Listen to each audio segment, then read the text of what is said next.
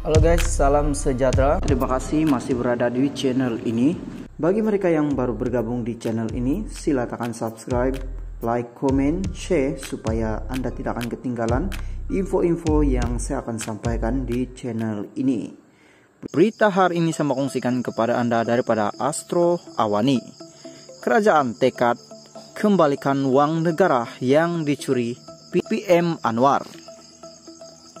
Kuala Lumpur, kerajaan bertekad untuk coba mengembalikan sebahagian uang negara yang telah dicuri akibat perbuatan pihak yang tidak bertanggung jawab dan terpelit dengan gejala rasuah. Perkara itu ditegaskan Perdana Menteri Datuk Seri Anwar Ibrahim yang menyifatkan perbuatan itu sebagai satu kerugian besar terhadap negara.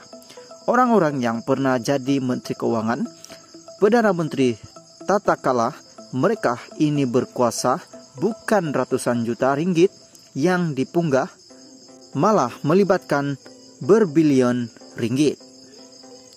Kerajaan ini akan pastikan sekurang-kurangnya sebahagian daripada dana yang dipunggah itu dipulangkan semula kepada rakyat. Ini bukan jumlah yang kecil. Sekiranya perkara ini berterusan, tentunya akan ambil tindakan, katanya. Beliau berkata demikian ketika menyampaikan amanat Tahun Baharu 2023 di Masjid Putra menerusi program Mujad Ambang Tahun Baharu 2023 pada Sabtu. Jelasnya lagi, seorang individu yang menjawat jawatan sebagai Perdana Menteri juga tidak mempunyai kuasa untuk melepaskan jumlah uang yang besar untuk tujuan tertentu. Dalam pada itu, Anwar yang juga ahli Parlimen Tambun itu mengakui usaha untuk mengurangi rasuah bukan satu perkara yang mudah, selain ia tidak hanya terletak pada bahu kerajaan. Tugas ini adalah tugas bersama. Ini bukan soal politik, kepartian, kerana ini tugas umat dan rakyat Malaysia. Dan kalau kita mahu jamin negara ini selamat dan diangkat martabatnya, maka kita harus ada tekad yang jelas untuk hentikan amalan ini.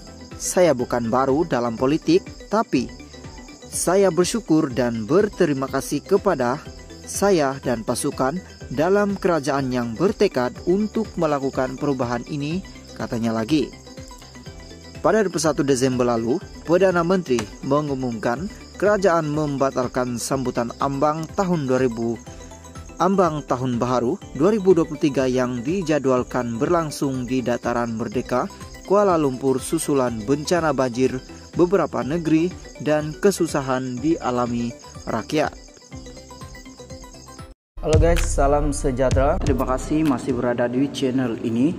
Bagi mereka yang baru bergabung di channel ini, silakan subscribe, like, comment, share supaya Anda tidak akan ketinggalan info-info yang saya akan sampaikan di channel ini. Berita hari ini saya mau kongsikan kepada Anda daripada Malaysia Kini.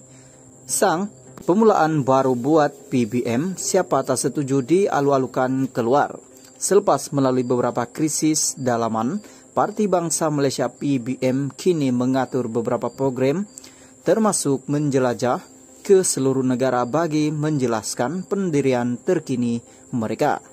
Menganggapnya sebagai sesuatu permulaan bagi baru Presiden PBM Larry Sang juga berkata parti terbabit menetapkan beberapa arahan kepada semua ahlinya.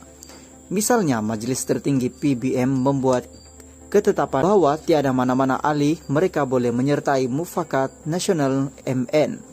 Jika ada mana-mana ahli PBM menyertai MN, katanya keanggotaan mereka akan digantung sebelum akhirnya akan disingkirkan. Saya percaya ini adalah permulaan yang baru. PBM memerlukan pemimpin yang bersih dan berpengalaman serta ikhlas membawa perubahan positif kepada landscape politik negara ini. Kami tidak akan membawa masuk pemimpin kontroversi dari parti lain untuk menyertai kepimpinan kami. Sebaliknya akan memupuk pemimpin baru dari dalam.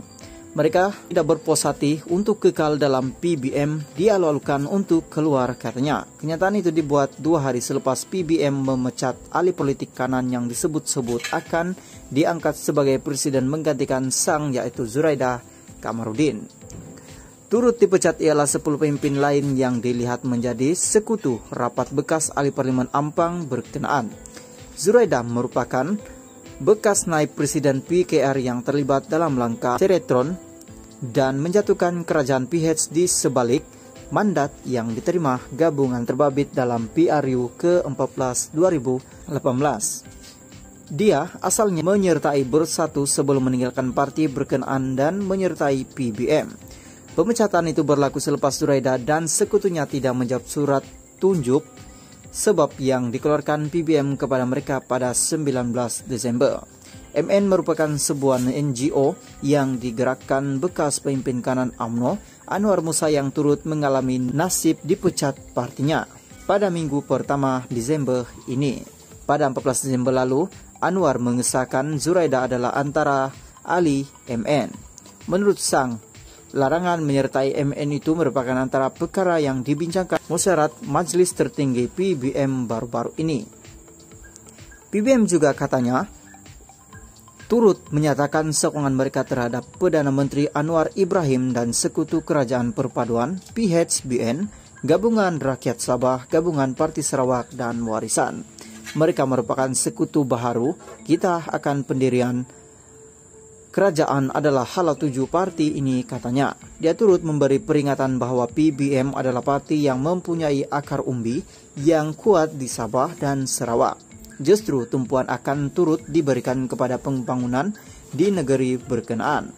Pada masa ini PBM mempunyai 1 kursi parlimen dan 3 kursi DUN, 2 dari Selangor dan 1 dari Sabah. Kami akan mempertahankan dan bekerja sama dengan sekutu kita dalam menjalani kerjasama dalam pilihan raya. Menyertai satu gabungan akan menjadi sesuatu yang perlu dipertimbangkan selepas 6 bulan.